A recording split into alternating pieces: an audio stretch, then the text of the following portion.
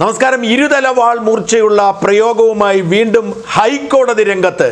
KSRTCയിലെ 1565 empanel ജീവനക്കാരെ ഉടൻ പിരിച്ചുവിടാൻ ഹൈക്കോടതി ഉത്തരവിട്ടിരിക്കുന്നു. KSRTC ജീവനക്കാരുടെ PSC അഡ്വൈസ് മെമ്മോ ലഭിച്ച് ജോലിക്ക് കയറാൻ സാധിക്കാത്തവർ നൽകിയ ഹർജിയിലാണ് സുപ്രധാനമായ തീരുമാനം. ഈ തീരുമാനം വഴി ഒന്നുകിൽ KSRTC നന്നാകാം, അല്ലെങ്കിൽ KSRTC പാടെ ഇല്ലാതാവാം. ഇതാണ് സാഹചര്യം. 4000 എംപാനൽ കണ്ടക്ടർമാരെ ഇതിനു മുൻപ് ഹൈക്കോടതിയുടെ കർശന നിർദ്ദേശത്തെ തുടർന്ന് പിരിച്ചുവിട്ടിരുന്നു. ആ പിരിച്ചുവിട്ടതിനെതിരെ എംപാനൽ ജീവനക്കാർ ഇപ്പോഴും തെരുവിലാണ്. അവരുടെ സമരം സർക്കാർ ഒത്തുതീർത്തത് ഇനി വരുന്ന ഒഴിവുകളിൽ അവരെ പരിഗണിക്കും എന്ന് വാക്കുകൊടുത്തതാണ്.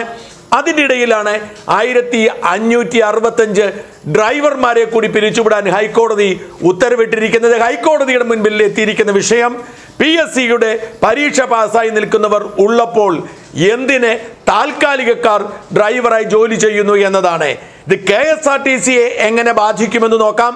എംപാനൽ ജീവനക്കാരായ കണ്ടക്ടർമാരെ പിരിച്ചുവിട്ടപ്പോൾ KSRTC മുച്ചൂടും മുടിയുമെന്ന് പലരും കരുതി. പക്ഷേ KSRTCക്ക് ഒന്നും സംഭവിച്ചില്ല.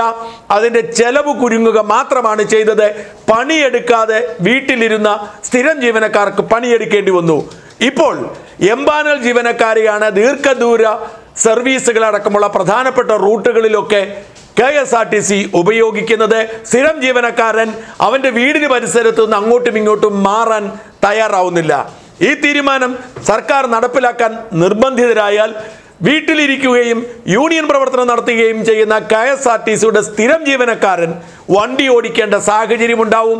അങ്ങനെ ഓടിക്കാൻ അവർ രംഗത്തിറങ്ങിയാൽ KSRTCക്ക് വലിയ നേട്ടമായി മാറും.